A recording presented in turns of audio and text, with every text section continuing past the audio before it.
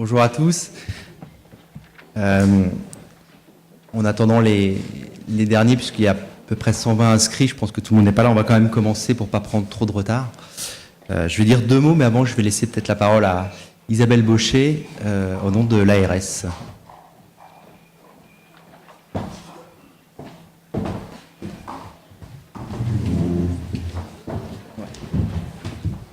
Bonjour à tous, donc Isabelle Baucher, donc je suis là donc en tant que représentante de l'Agence régionale de santé, puis je remercie donc le réseau de cette journée sur les soins oncologiques de support qui sont effectivement en plein dans l'actualité, donc avec la sortie toute récente de l'enquête commanditée par l'INCa sur le cancer, vivre 2 ans après l'annonce d'un cancer, donc on est effectivement en pleine actualité sur la problématique de ces soins de support, très large dans leurs compétences, puisqu'ils rassemblent la douleur, le soutien psychologique, la nutrition, l'aide sociale, la rééducation, tout ce qui est autour de l'activité physique, les soins palliatifs. Et donc, ils impliquent une coordination et des personnels nombreux, très nombreux. Alors, je tenais à souligner, pour revenir par rapport à cette enquête qui vient de sortir, qui était en fait, vous avez dû la lire, une enquête téléphonique qui comparait en fait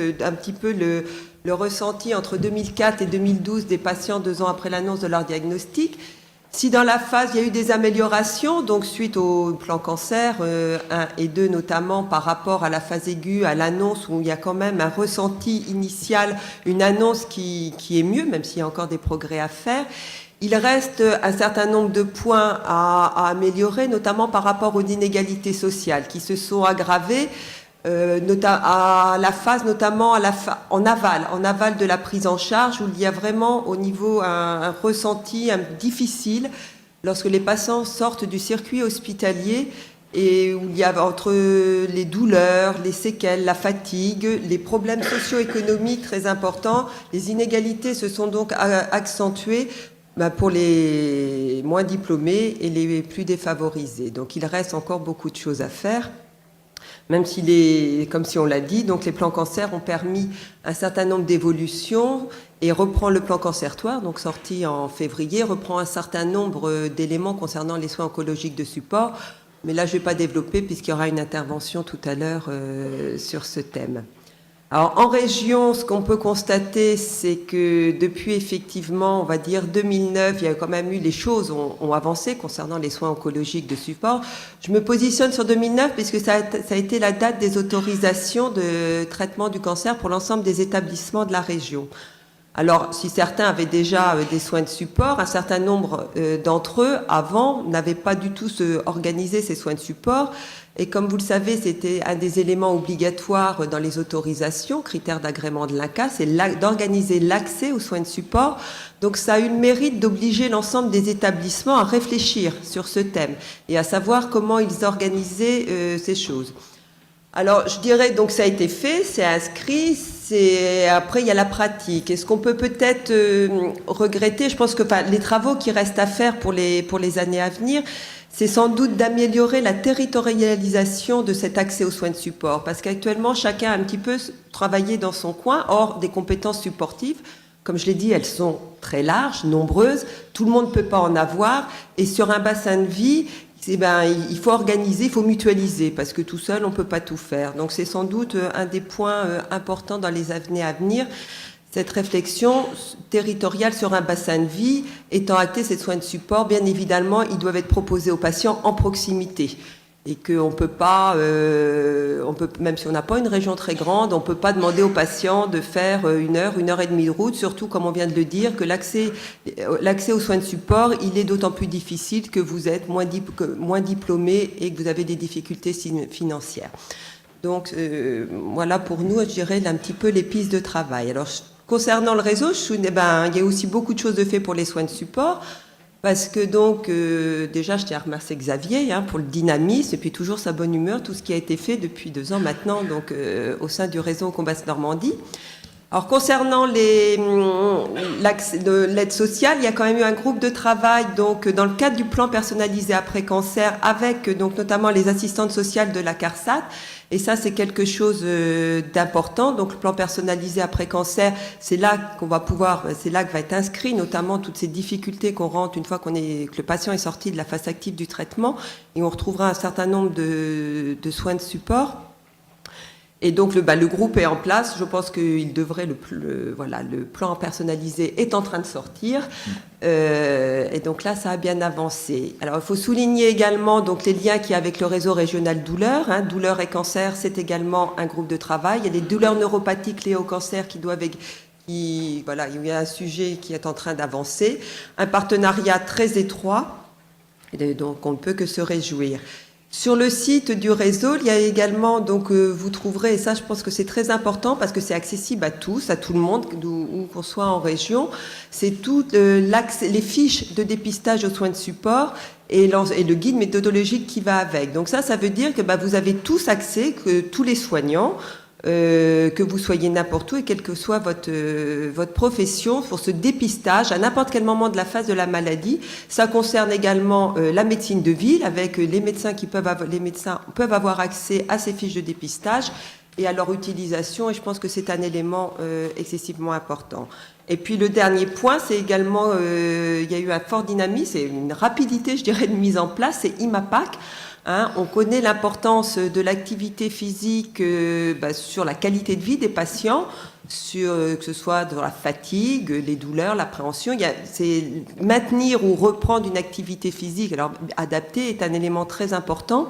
Et il y a eu 22 éducateurs sportifs formés, il y a 22 sites associations ou sport répartis sur la région. Alors si l'ensemble de la région n'est pas encore couverte, elle est quand même très largement maillée, il y a encore des zones à compléter, à quoi Xavier travaille avec ses partenaires, et on peut que s'en féliciter. Donc voilà, c'était pour dire que les soins de support, ça avance. Il y a encore beaucoup de choses à faire, comme on va le voir, je pense, tout au long de la journée. Mais on est sur la bonne voie, et je vous remercie tous parce que vous êtes tous des acteurs de cette mise en œuvre. Et je vous souhaite une bonne journée. Je passe la parole à Xavier. Merci Isabelle. Alors, je vais dire un petit mot avant de passer la parole à la première présentation. D'abord, merci d'être venu. Il est important, comme l'a dit Isabelle, de promouvoir les soins de support. C'est une thématique forte du plan Cancer 3, on va le voir tout à l'heure. Donc, c'est pour ça que je remercie aussi Normandie TV qui filme en fait toutes les interventions de la journée qui seront ensuite retransmises sur le site du réseau. Beaucoup parlé des soins de support parce qu'il y a beaucoup de choses qui sont faites. On l'a vu avec l'étude Vican 2, dont a parlé Isabelle, sur l'avis des patients 2 ans après le diagnostic. On s'aperçoit qu'il y a une amélioration de la qualité de vie depuis 2004 jusqu'à 2012, mais on a beaucoup de chemin à faire encore, notamment sur les aspects socio-économiques. Et puis faire connaître les soins de support, parce qu'on va le voir tout à l'heure, j'en ai parlé un petit peu avec un des intervenants, Bertrand Lerosier, qui est médecin généraliste, et les médecins généralistes ne connaissent pas encore tous, loin de là, les soins de support.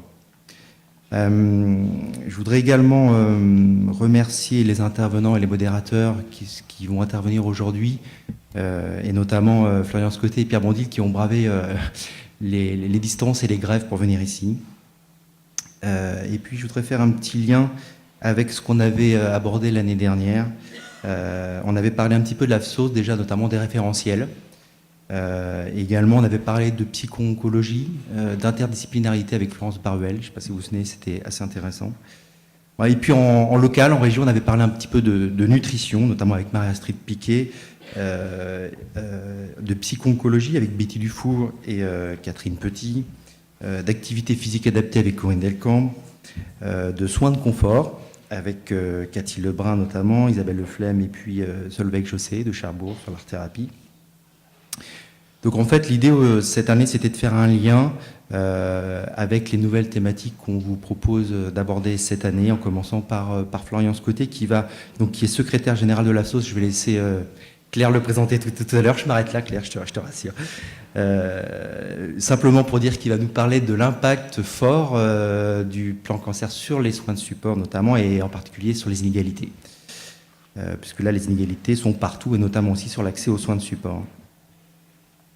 L'objectif étant vraiment de systématiser cette prise en charge selon les besoins en soins de support pendant et après, ce qu'a dit Isabelle tout à l'heure, pendant et après le parcours de soins. Alors on va poursuivre ensuite avec une présentation de Stéphane Chaise qui va nous parler un petit peu de l'AFSOS pour faire vraiment l'articulation, en tout cas en basse Normandie, enfin une présentation sur le plan national et aussi au niveau région, et montrer l'articulation avec le réseau. Donc je tiens à remercier aussi Virginie Leloup-Maury qui est la co-représentante de l'AFSOS en basse Normandie, et puis Claire Delorme qui est très impliquée dans les soins de support comme d'habitude. On va aborder ensuite une présentation de Pierre Bondil qui va être très intéressante sur une thématique qui commence à avoir un petit peu le bout de son nez en France et pas encore beaucoup en Basse-Normandie. Donc il y a beaucoup de travail à faire parce que c'est une thématique qui est très très importante, souvent abordée par les patients mais pas franchement prise en charge. Et je voudrais juste vous lire deux petits passages d'un article qui est paru dans Le Monde le 10 juin dernier. Voilà, je cite.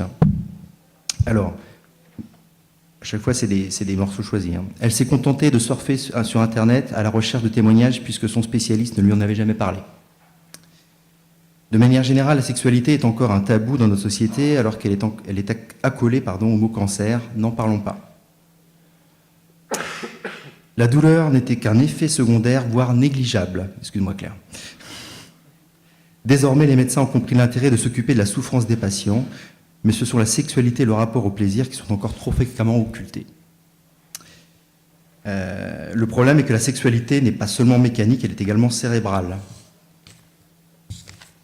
Encore deux, après j'arrête. Ces moments d'intimité avec mon compagnon entre deux séances de chimiothérapie me donnaient la sensation d'être encore en vie. Les partenaires ne vivent plus avec le même corps face à eux et doivent pouvoir apprivoiser un corps fatigué et parfois anéanti. Voilà, je m'arrête là pour les citations, je pense qu'on va aborder ça en détail tout à l'heure. Alors, je poursuis simplement rapidement avec le programme. Donc, l'après-midi, on aura une intervention de Florent Joly, donc c'est assez intéressant puisque l'AFSOS, l'Association francophone des soins oncologiques de support, met en place un groupe de recherche sur les soins oncologiques de support, et Florent Joly est copilote avec Yvan Krakowski sur cette thématique. On parlera ensuite de rééducation et de réadaptation avec Antoine Desvergers, qui nous fera justement un lien aussi vers l'activité physique et son impact chez les patients atteints de cancer. Ensuite, on parlera un petit peu du relais d'information important dont les patients ont besoin, notamment avec le RI et le SC, donc avec Géraldine Payen et Pauline Basselet et Christine Rebière. Et puis ensuite, on donnera la parole donc à Bertrand Lerosier, médecin généraliste, qui nous fera part un petit peu de ce qu'est pour lui, enfin pour eux, pour les médecins généralistes, ce que sont les soins de support et quelles sont leurs attentes et surtout comment eux peuvent y accéder, comment ils peuvent en prendre connaissance. Et puis on finira avec la douleur, avec Franck Lecaer qui nous en parlera et qui nous dira que finalement c'est important évidemment de prendre la douleur en compte, mais c'est pas si souvent le cas, donc il y a encore du travail à faire. Voilà, je vais pas... Quelle heure il est ? 23, ça va, je suis dans les temps. Donc je vais passer la parole à Florian Scotté, puis je vais laisser Claire le présenter. Merci à vous et puis je vous souhaite une bonne journée.